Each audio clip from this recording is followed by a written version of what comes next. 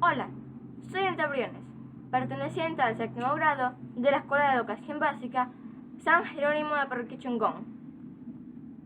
Hoy hablaremos de los gobiernos de Junta Militar de Gobierno de Ramón Castro Gijón, Gobierno de facto de Clemente Yebor Indaburu y Otto Semana Gómez. 64º Presidente y 70º Gobierno de la Junta Militar de Gobierno. Ramón Castro Gijón nació en Esmeraldas en 1915 y murió en 1984 a los 68 años de edad. Gobernó del 11 de julio de 1963 al 29 de marzo de 1966. Fue un gobierno militar-ejército. La Junta Militar de Gobierno estaba integrada por Contraalmirante Capitán de Navío Ramón Castro Gijón, Comandante General de la Marina, Presidente. General Luis Cabrera Sevilla, Comandante General del Ejército. General Marcos Gandara Enríquez, Senador funcional por las Fuerzas Armadas. Teniente Coronel Guillermo Freire Pozo, Comandante General de la Fuerza Aérea. La Junta Militar del 63 asumió el poder luego del golpe de Estado militar al presidente Carlos Julio Semena Monroy. Se caracterizó por ser contraria a la Revolución Cubana en materia internacional. Sin embargo, desarrolló una política social progresista, siendo el caso emblemático la reforma agraria que eliminó el Guasipungu, que era una forma precaria de explotación en contra del indígena ecuatoriano. La Junta tuvo carácter provisional, teniendo como objetivo la redacción de una nueva constitución a su cargo, pero no logró cumplir este objetivo antes de sus renuncias en 1966. Este gobierno promovió grandes reformas del Estado y fue criticado por las prácticas autoritarias y represivas a manifestaciones civiles.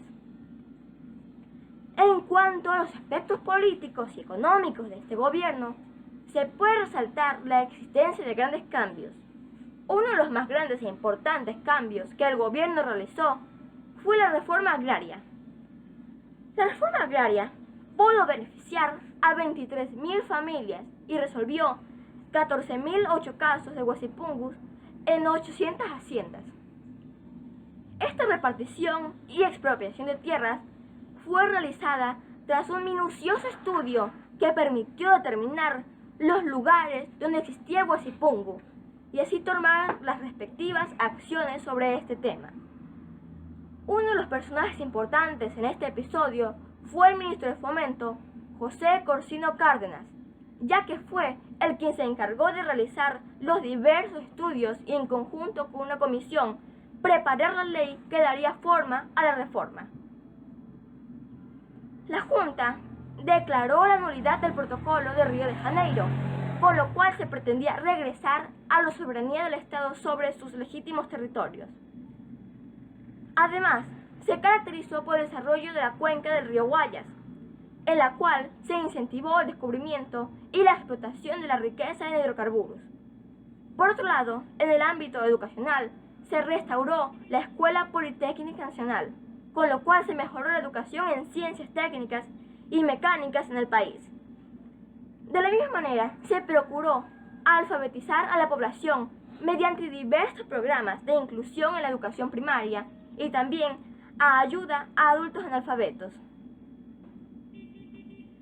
La Junta fue criticada por la fuerte represión anticomunista que empleó y se prohibió el Partido Comunista del Ecuador, PCE. Al final de la Junta Militar se dieron una serie de problemas con los medios de comunicación que desacreditaron al gobierno y reforzó la oposición a la misma.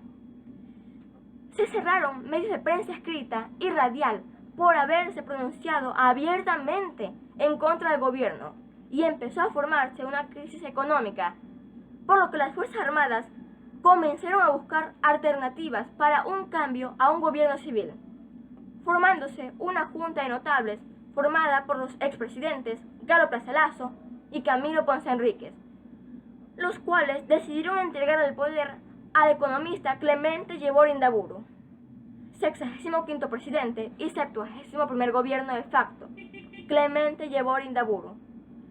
Nació en Barcelona, España, en 1904 y murió en 1981 a los 76 años. Gobernó del 29 de marzo al 16 de noviembre de 1966. fue un gobierno independiente. El cargo de vicepresidente fue suprimido.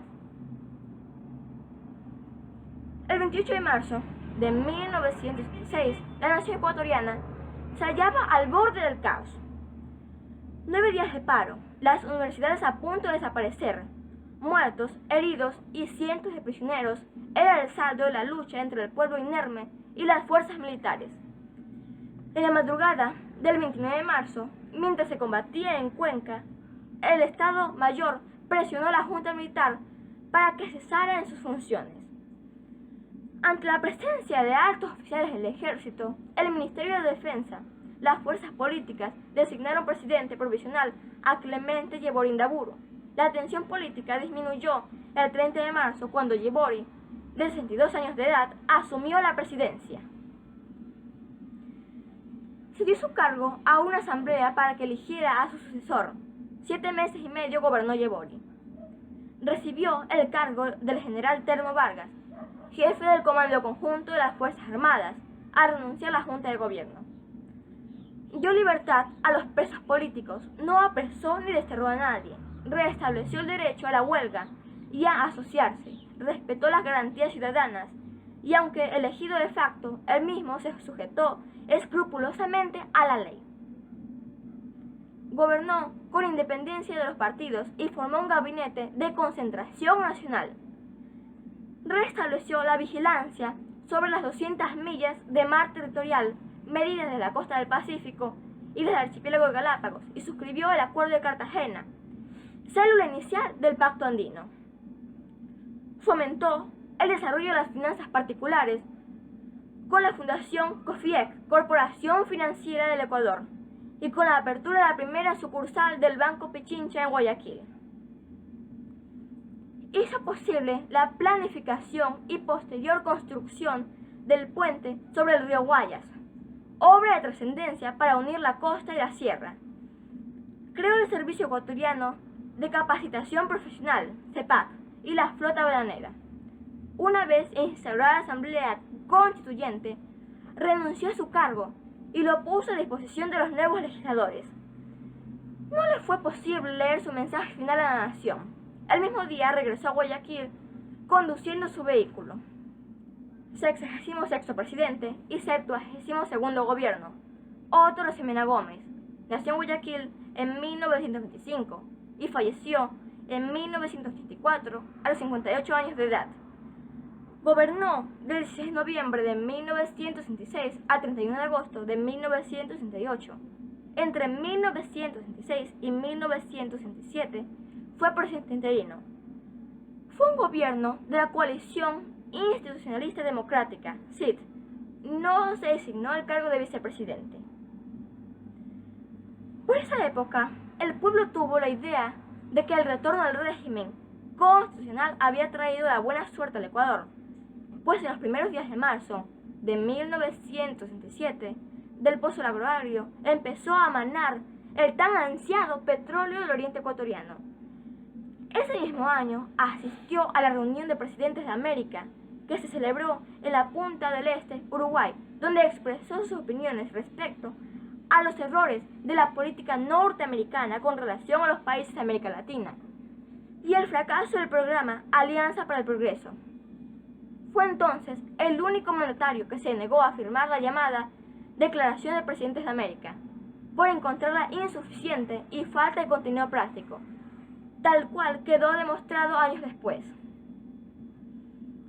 Entre las principales obras realizadas por su gobierno se destacan la creación del Ministerio de Salud Pública, la construcción y terminación del puente de la Unidad Nacional, la ampliación y terminación de obras portuarias de Manta, las carreteras de Ambato-Riobamba y el Empalme Quevedo, la electrificación de Manabí y la península de Santa Elena, la rehabilitación del ferrocarril Quito-Guayaquil, el fomento de las telecomunicaciones y el impulso que dio a numerosas obras públicas.